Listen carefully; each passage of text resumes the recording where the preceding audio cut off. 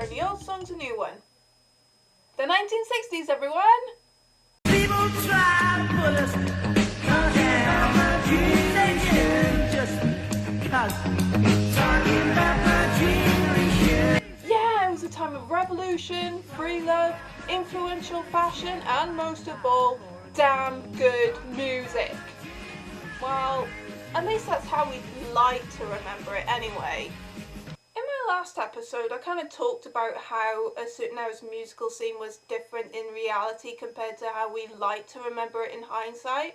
I mean, don't get me wrong, the likes of the Beatles, the Stones and Hendrix were big back then. I mean, it's not like they were hidden gems that we discovered later on. But to say that they were entirely representative of music in the 60s is maybe a teeny tiny little bit misleading. I mean, let me just show you some songs that were big back in the 60s and just happened to suck. Bonnie and Clyde advanced their reputation and made the graduation into the banking business. Obla-dee, obla-da, life goes on. Oh, la-la, the life goes on. They're coming to take me away, ha-ha. They're coming to take me away, ho-ho, hee-hee, ha-ha. To the happy home with trees and flowers and chirping birds and basket weavers who sit and smile and twiddle their thumbs and toes, and they're coming to take me away.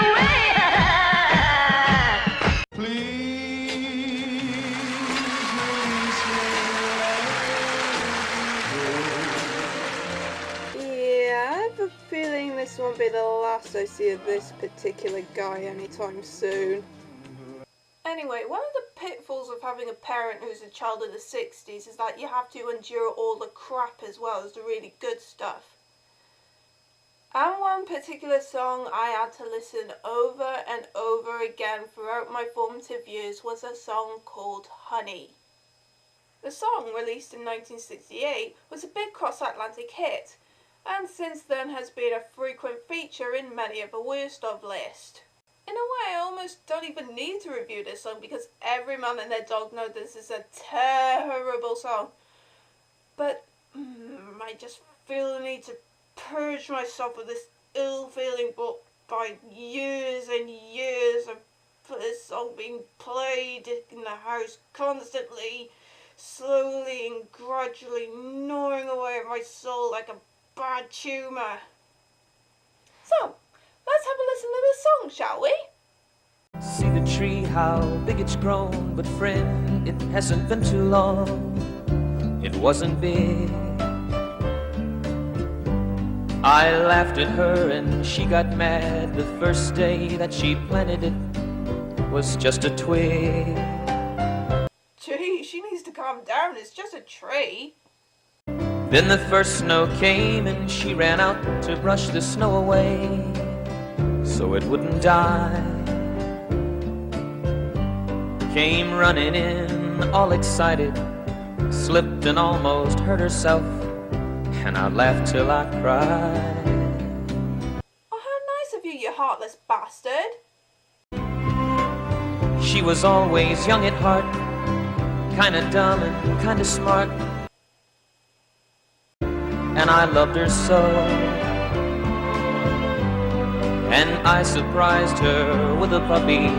Puppies! And it would sure embarrass her when I came in from working late, 'cause I would know that she'd been sitting there and crying over some sad and silly late show. Well, Take Me Out has been known to bring me to tears. Of laughter. 'Cause it's so shit. I think I'll stop now. And honey, I miss you, and I'm being good, and I'd love to be with you if only I could. You know, I really hate the fact that for a soppy, sentimental piece of schlop, the chorus is delivered with such a flat, monotone vocal. You know, a little drama wouldn't hurt, would it? You know, just some gut-wrenching emotions, like you're down on your hands and knees with tears and snot running down your face, you know, just to show that you really miss her. She wrecked the car and she was sad and so afraid that I'd be mad. But what the heck? Ah, you know, women and their driving. For me, the part of the song I hate the most is the last verse. I mean, just for added effect, I'm gonna add a photo montage of some dogs, and you tell me that that doesn't fit. One day while I was not at home, while she was there and all alone, the angels came. Now all I have are memories of honey, and I wake up nights and call her name. Now my life's an empty stage where honey lived and honey played, and love grew up. And a small cloud passes overhead and cries down the flower bed that honey loved. So there you go, one of the most disgustingly sentimental and saccharine ballads ever to be conceived.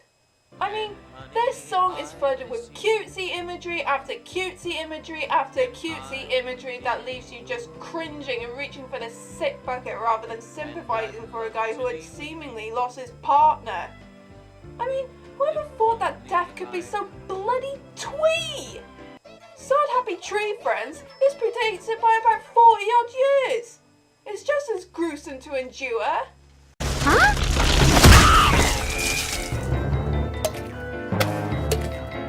This song was featured in the book I Hate Myself and Want to Die, which lists the most depressing songs ever conceived.